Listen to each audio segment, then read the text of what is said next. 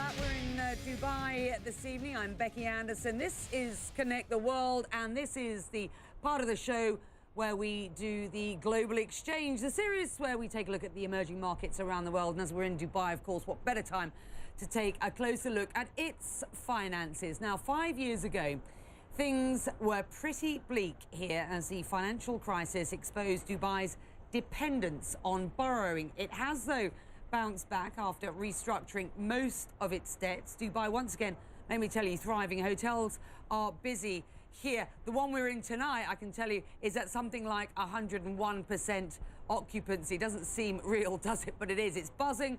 Real estate prices are again on the rise. Last year, an announcement that was the icing on the cake, winning the right to host the World Expo in 2020. Well, John Defterios joining us as he does for Global Exchange, of course. And John, quite an announcement that certainly Dubai, if not the UAE, has made much of. Expo 2020. What's the impact been to date? Well, it's extraordinary because the announcement of them winning that bid was November 27th, and it took place right here at the Burj Khalifa with the fireworks and the rest. The stock market leading up to the expectation of getting that bid has been up 155%. 155% in the last 12 months, and it's better than 40% in 2014. So that raises some concerns of an overheating market. But there's some key numbers to share right now between now and 2020. They're looking at a relatively small economy with foreign direct investment and infrastructure spending of $18 billion between now and then. They're suggesting, this is studies by HSBC and Barclays Bank, that the growth will go from 4.5–5% today, Becky. 2020, they're suggesting could hit 10.5%, and this is really a tourism drive. They've got tourism visitors running around 12 million.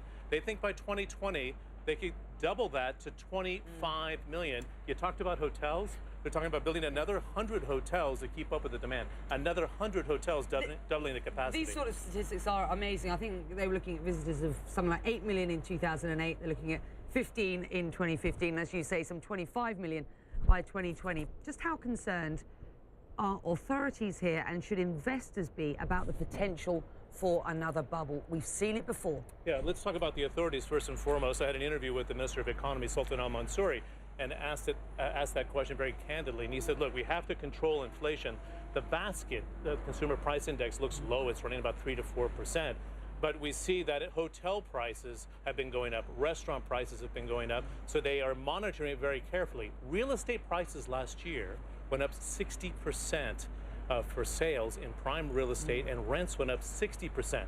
That is getting everybody very concerned about a bubble right now. And then you say, what is Expo 2020? Correct. Milan has it next year, not a huge issue in Milan. Shanghai had it. It's kind of the exercise of soft power. Dubai wants to use it to go through the next phase of growth. And this ruler, Sheikh Mohammed bin Rashid Al Maktoum, is very clever at marketing. They want to use this to ride the next wave and get out of that debt crisis. Fascinating, isn't it? Yeah. Cost-benefit analysis of what expos do to economies, not always good. Let's watch to see what happens here, sure. This space here. John Defterios at the Global Exchange.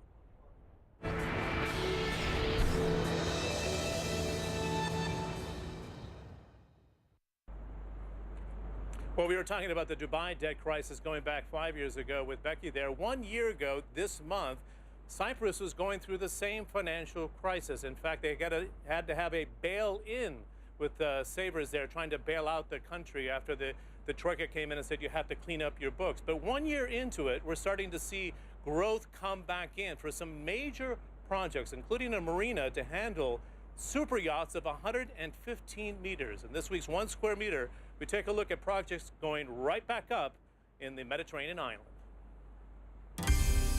The churn of cement and the echo of construction around Limassol Marina is the sound of survival. Navigating through the Cypriot banking crisis, the marina is now 80% complete. This $480 million luxury waterfront project is designed to tap into the nautical tourism market currently sailing through Cypriot waters, but setting anchor in other destinations. Limassol Marina will be the first in Cyprus to manage super yachts up to 115 meters. Construction is due to finish in 2016, ready to compete with marinas in Beirut and Montenegro. And what you see opposite, again, is restaurants.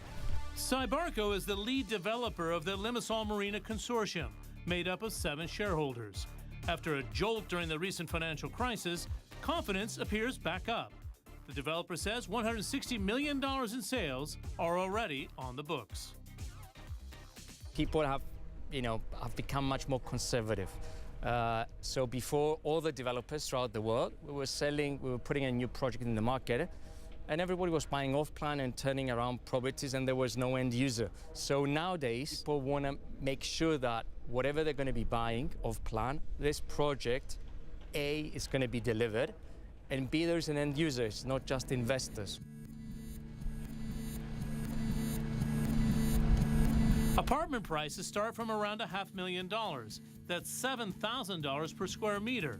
For the villas, designed so you can anchor your yacht a few meters from your front door, it's $10,000 per square meter.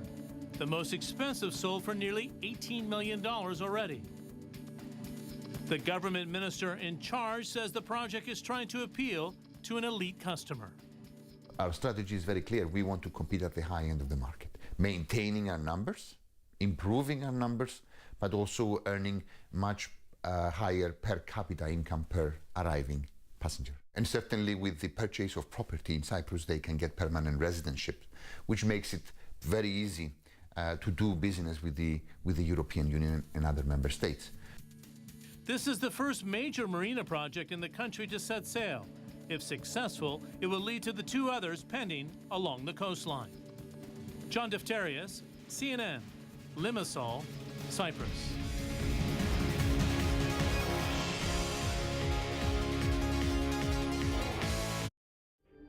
1 square meter in association with Emma. Inspiring lifestyle today.